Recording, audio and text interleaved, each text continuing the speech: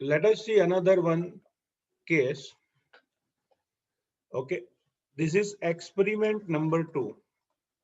Experiment number 2. In this experiment, you are taking a vessel. In this experiment, you are taking a vessel. Okay. In this vessel, silver nitrate solution is taken. Okay. Silver nitrate, matlab AgNO3 solution is taken in a vessel. So silver nitrate means AgNO3 solution is taken in the solution.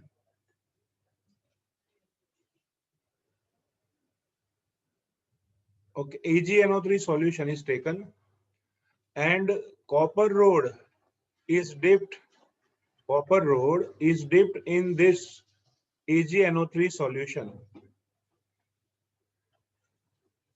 So we can write here, silver nitrate aqueous solution is taken in a beaker and copper rod is dipped partially in the solution. After some time, मतलब 1.5 hour के बाद अगर आप observe करोगे, so this colorless solution becomes a light blue color. ये जो solution है आपको light blue color का solution मिलेगा. क्लियर? इतना ही नहीं, यहाँ पे जो कॉपर का रोड था, यहाँ पे जो कॉपर का रोड था, उस कॉपर के रोड की सरफेस पर, उस कॉपर के रोड की सरफेस पर यहाँ कुछ मात्रा में सिल्वर मेटल डिपॉजिट हुई. कुछ मात्रा में सिल्वर मेटल डिपॉजिट हुई. आफ्टर अ लॉन्ग टाइम, मतलब 4 to 5 आवर के बाद अगर आप ऑब्जर्व करोगे तो पता चलेगा whole solution becomes dark blue colour. पूरा का पूरा सॉल्यूशन आपको डार्क ब्लू कलर का मिलता है. And most of the silver from the solution is deposited on the surface of copper. Okay, copper की सरफेस पर मोस्ट ऑफ सिल्वर डिपॉजिट हुआ. Okay, so silver is deposited on the surface of copper. ऐसा क्यों, उसकी हमें चर्चा करनी है. So let us see color change of the reaction. Initially colorless solution of AgNO3 can be seen. After some time, it becomes a light blue colored, and finally, dark blue color solution of copper is present. जब तक chemistry हो आप याद रखना, copper +2 ion, जिसको हम cupric ion कहते हैं, this cupric ion has always blue color. Okay.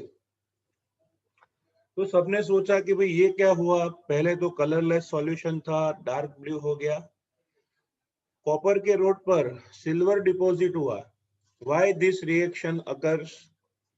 तो अगर कोई भी इलेक्ट्रोकेमिकल प्रोसेस को समझनी है तो सीधे आ जाओ कहां पे, इलेक्ट्रोकेमिकल सीरीज में.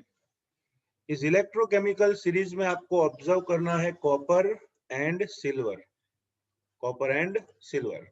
ओके, चलो आप चेक करो, आगे वाले का मेटालिक रोड है, यस, और पीछे वाले का सॉल्यूशन है, तो कह सकते हैं रेडॉक्स रिएक्शन अकर्स. आगे वाले का मेटल रोड, पीछे वाले का solution, redox reaction occurs. This is the result of redox reaction. Okay, तो रिजल्ट ऑफ रेडॉक्स रिएक्शन है. तो शुरू करते हैं इस रेडॉक्स रिएक्शन को समझने के लिए. Here copper is in atomic form. It produces Cu2 plus ion. Okay, जो ज्यादा रिएक्टिव है उसका पहले ऑक्सीडेशन होगा. And that's why we can write here Cu solid. It gives Cu2 plus aqueous plus 2 electrons are released. Okay, इस reaction को कहते हैं बच्चों oxidation half reaction. The reaction in which electron is removed, it is known as oxidation half reaction. Okay, copper loses 2 electrons on the surface and undergoes oxidation. Now, according to the concept, solution AgNO3 occupies 2 ion, Ag plus and NO3 minus ion. तो ये जो silver nitrate है उसमें से Ag plus ion present होगा, वो Ag plus ion copper +2 के donate किए हुए इलेक्ट्रॉन को गेन करके डिपॉजिट होगा. So I am writing here Ag plus gains electron and forms Ag solid. Clear? यहाँ पे कॉपर सॉलिड में से एक्वाइस हुआ तो उसे कहते हैं ऑक्सीडेशन, क्योंकि इलेक्ट्रॉन रिलीज हुए. Ag प्लस इलेक्ट्रॉन गेन करके आयन में से एटम बना, उसे कहते हैं रिडक्शन. तो इन शॉर्ट कॉपर एटम से आयन और Ag आयन से एटम. तो इस पूरी प्रोसेस को बैलेंस करें तो यहाँ पे कॉपर एक साथ 2 इलेक्ट्रॉन्स डोनेट करता है, लेकिन सिल्वर की कैपेसिटी सिर्फ 1 इलेक्ट्रॉन की है. तो मैं यहाँ पे बैलेंसिंग के लिए इक्वेशन को 2 से मल्टीप्लाई करूंगा तो प्रोडक्ट मिलेगी 2Ag plus 2 electron, it gives 2Ag. चलो इलेक्ट्रॉन इलेक्ट्रॉन क्या होगा, cancel. So redox reaction occurring in the solution, we can write here Cu solid plus 2Ag plus aqueous, it gives Cu2 plus aqueous plus 2Ag solid. Clear? तो बच्चों यहाँ पे हुआ क्या, copper वो ज्यादा रिएक्टिव था तो उसका ऑक्सीडेशन होके बन रहा है Cu2 प्लस आयन, और Ag प्लस लेस रिएक्टिव था फिर भी इलेक्ट्रॉन गेन करके उसका क्या हुआ, रिडक्शन. और दोनों का हुआ उसे कहते हैं रेडॉक्स रिएक्शन. तो धीरे धीरे होता क्या है, तो Cu बनेगा Cu2 plus Cu2 plus Cu2 plus Cu2 plus. तो after some time you will observe the presence of Cu2 plus ion. धीरे धीरे सॉल्यूशन ब्लूइश होता जाता है, और Ag प्लस जो सॉल्यूशन में था वो कॉपर की सरफेस पर डिपॉजिट होता जाएगा. अब 10th स्टैंडर्ड में इस प्रोसेस को इलेक्ट्रोप्लेटिंग कहते हैं. क्या कहते हैं, इलेक्ट्रोप्लेटिंग कहते हैं. ओके, 10th में उसे इलेक्ट्रोप्लेटिंग कहते थे. फिर लॉन्ग टाइम तक इसको ऐसे ही रखोगे तो पूरा सॉल्यूशन हो जाएगा डार्क ब्लू कलर का, और ये जो सिल्वर आयंस हैं वो कॉपर की सरफेस पर डिपॉजिट होके हो जाते हैं Cu सॉलिड. तो आपको इलेक्ट्रोप्लेटिंग सिल्वर का मिलेगा. ठीक है ना. तो इस पूरी प्रोसेस को कहते हैं competitive electron transfer method. Electron transfer तो हुआ लेकिन कंपटीशन से हुआ ना, इसलिए कहते हैं इलेक्ट्रॉन ट्रांसफर मेथड. दूसरी एक चीज आपको ध्यान में रखनी है, atom to ion oxidation, ion to atom reduction. ठीक है. थर्ड एक्सपेरिमेंट, उसकी डायग्राम हमें ध्यान में नहीं लेनी है, लेकिन अगर आपको ऐसा पूछा जाए कि भाई कोबाल्ट के रोड को निकल सल्फेट के सॉल्यूशन उसमें डिप किया जाए, सो विच रिएक्शन अकर्स. प्रश्न ऐसा पूछते हैं. Write down the reaction occurring during cobalt is dipped in निकल सल्फेट सॉल्यूशन. तो सीधी रिएक्शन लिखना स्टार्ट नहीं करनी है आपको, पहले चेक करना है. हमारी बुक में तो ऐसे ही एग्जाम्पल है जिसमें प्रोडक्ट मिलती है, कभी कभार ऐसा भी होता है कि प्रोडक्ट नहीं मिले. तो चलो चेक करते हैं. कोबाल्ट और निकल, आगे वाले का रोड, पीछे वाले का solution, redox reaction occurs. Okay, तो क्या होगा, यू कैन सी हियर, यहाँ पे ऑक्सीडेशन और रिडक्शन होगा. तो ऑक्सीडेशन हाफ रिएक्शन अगर मुझे लिखनी है तो लिखूंगा कोबाल्ट सॉलिड। जब भी कोबाल्ट लिखो ध्यान रखना capital O small, capital C small O दिखना चाहिए, अदरवाइज कार्बन मोनोऑक्साइड हो जाएगा, बराबर। तो cobalt solid donates 2 electron and forms CO2 plus ion. Let us see reduction half reaction. Nickel sulphate में Na का चार्ज +2 और सल्फेट का -2 होता है, तो मैं लिख सकता हूं Na2 plus gains 2 electron and forms Na solid. Okay, so these are aqueous solutions. चलो डिशुम डिशुम 2 इलेक्ट्रॉन कैंसल हुए, तो रेडॉक्स रिएक्शन क्या होगी? तो टोटल लिख लेते हैं बच्चों, cobalt solid plus Na2 plus ion, it gives cobalt 2 plus ion aqueous plus Na solid. ठीक है, so this is redox reaction present in competitive electron transfer method. So इसके साथ साथ ये थियरी यहाँ पे कंप्लीट होती है, लेकिन क्वेश्चन का पूरा एक ग्रुप जनरेट हुआ। प्रश्न कैसे पूछे जाते हैं देखो, सपोज आपको पूछा जाए कि आयरन को अगर कोबाल्ट क्लोराइड के एक्वायस सॉल्यूशन में रखें तो रेडॉक्स रिएक्शन होगी, अगर होगी तो उसे मेंशन करो। If we put iron rod in cobalt chloride aqueous solution, so redox reaction occurs or not, please explain. तो इसका आंसर हमें ईएमएफ सीरीज से मिलेगा। चलो देखिए, ये जो ईएमएफ सीरीज है उसमें आपको फोकस करना है मेटल्स पर, आयरन और कोबाल्ट। आगे वाले का रोड पीछे वाले का सॉल्यूशन हो तो रेडॉक्स रिएक्शन होगी, क्लियर। तो यहाँ ऐसा ही है, सॉल्यूशन पीछे वाले का है तो रेडॉक्स रिएक्शन होगी, ठीक है। तो let us see redox reaction occurring during this process. यहाँ पे बच्चों आयन सॉलिड है और कोबाल्ट सॉल्यूशन फॉर्म में है, तो पहले मैं आयन सॉलिड उसका ऑक्सीडेशन करूं, सो Fe solid it gives Fe2 plus aqueous plus 2 electron. चलो यहाँ पे इलेक्ट्रॉन रिमूव हुआ, ऑक्सीडेशन हाफ रिएक्शन। जो रिमूव हुए 2 इलेक्ट्रॉन्स हैं, आपको इतना पता होना चाहिए कि कोबाल्ट क्लोराइड का आयोनाइजेशन करें तो उसमें ऐसे आयंस होते हैं cobalt 2 plus plus 2Cl minus. So reduction half reaction लिखनी हो तो लिख सकते हो CO2 plus gains 2 electron and forms CO solid. Okay, चलो डिशुम कर लो। So what will be the redox reaction?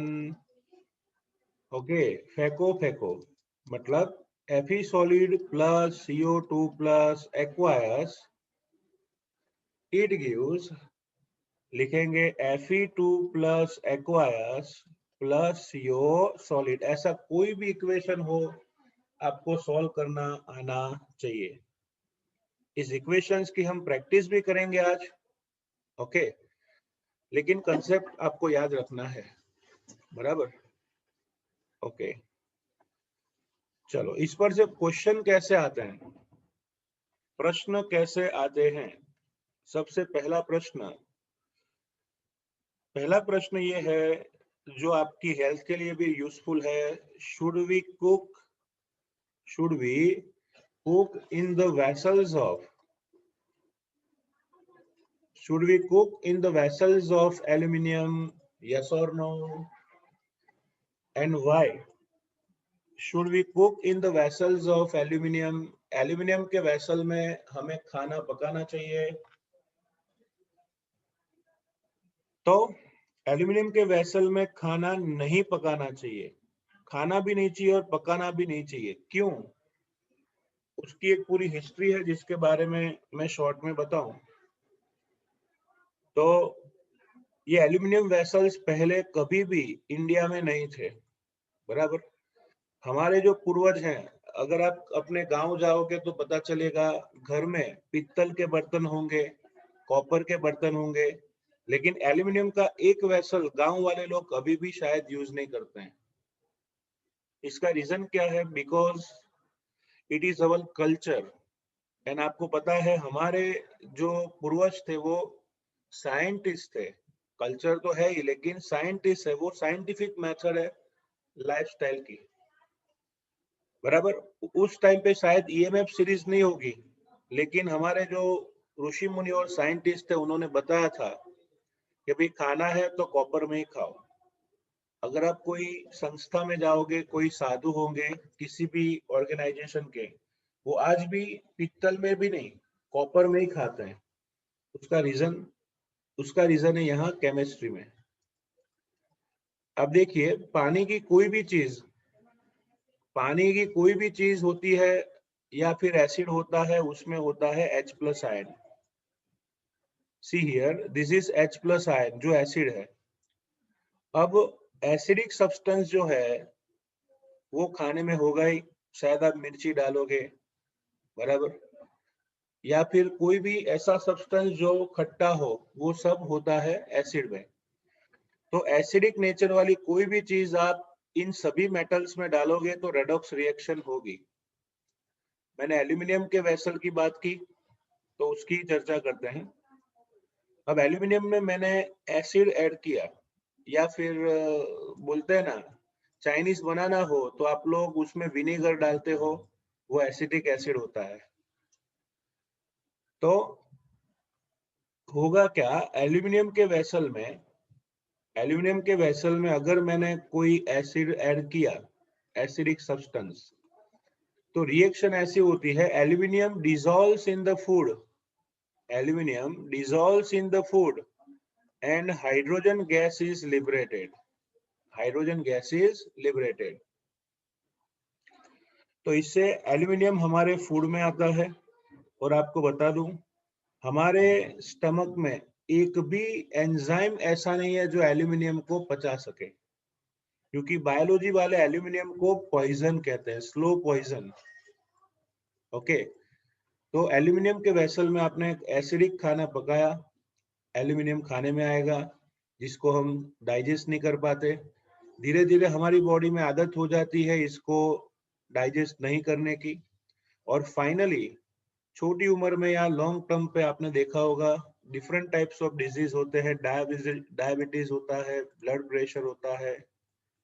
Okay, this is reason, basic reason for this type of disease. कोई भी डिजीज हो डाइजेस्टिंग सिस्टम से ही जुड़ा होता है।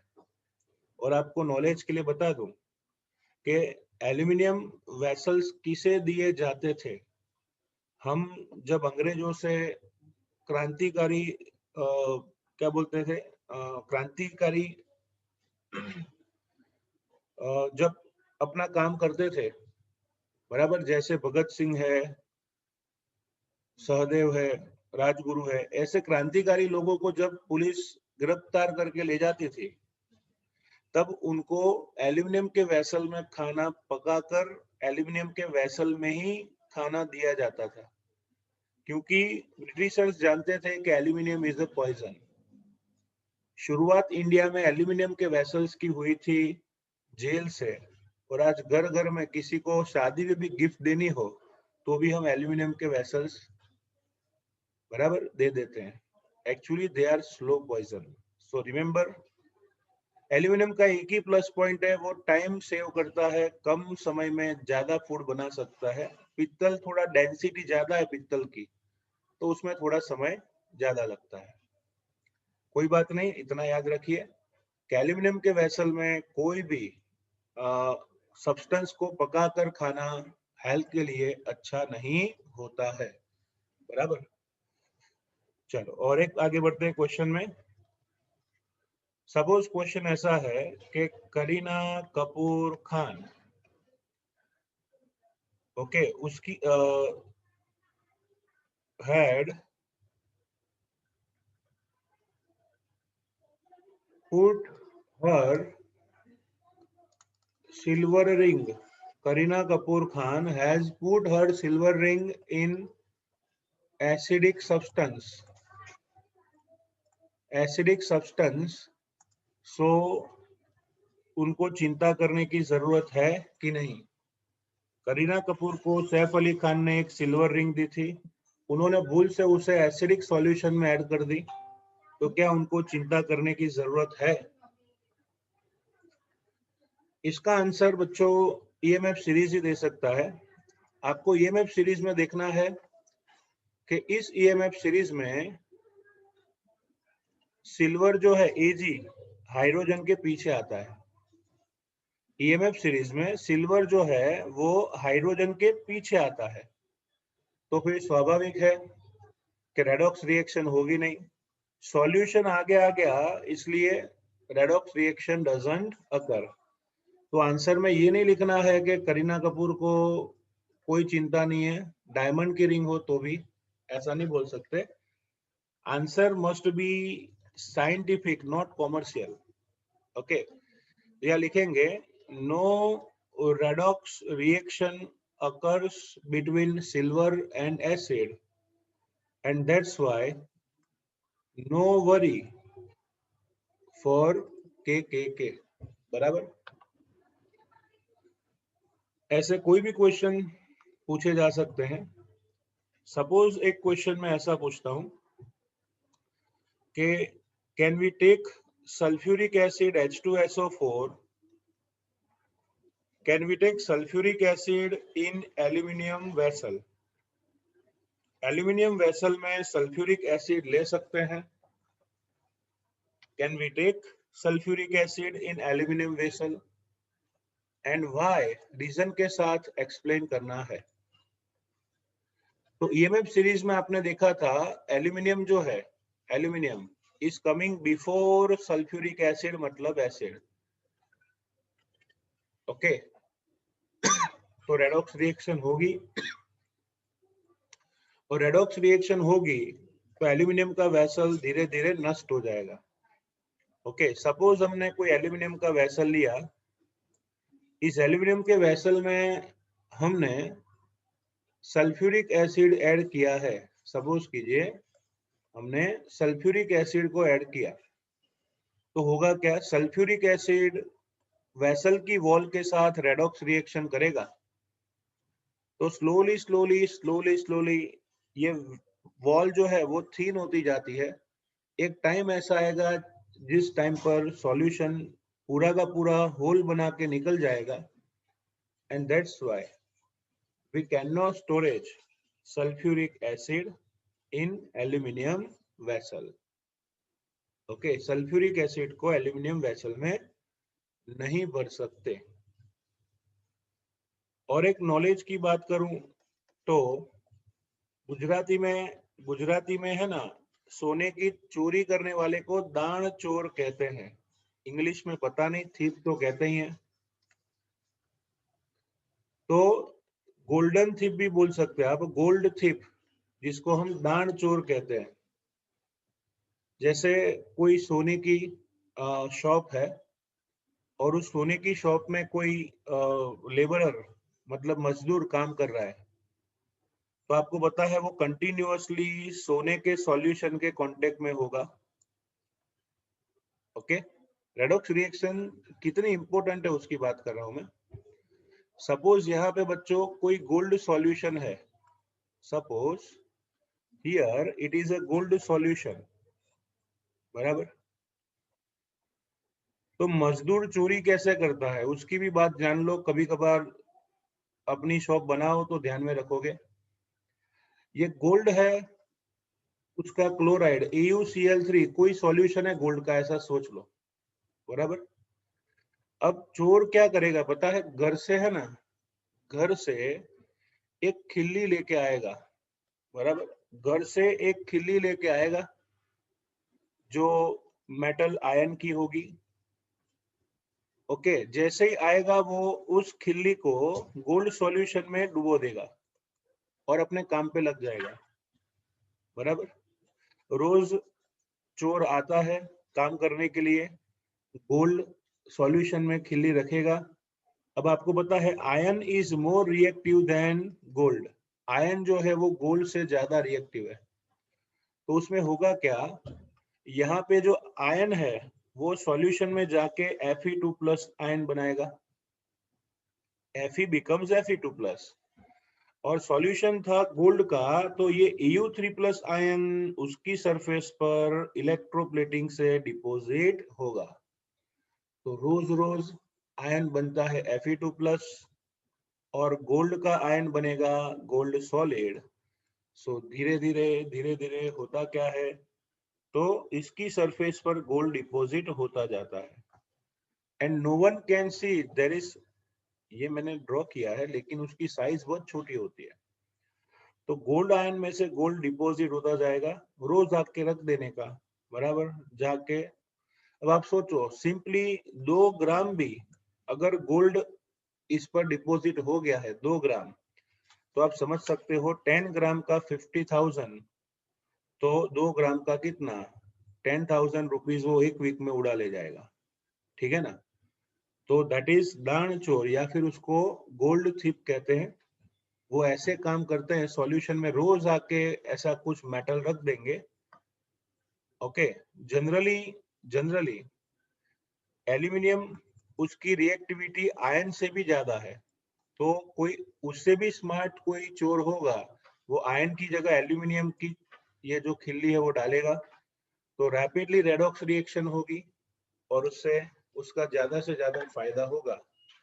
So there are so many examples of this type of competitive electron transfer method. Okay.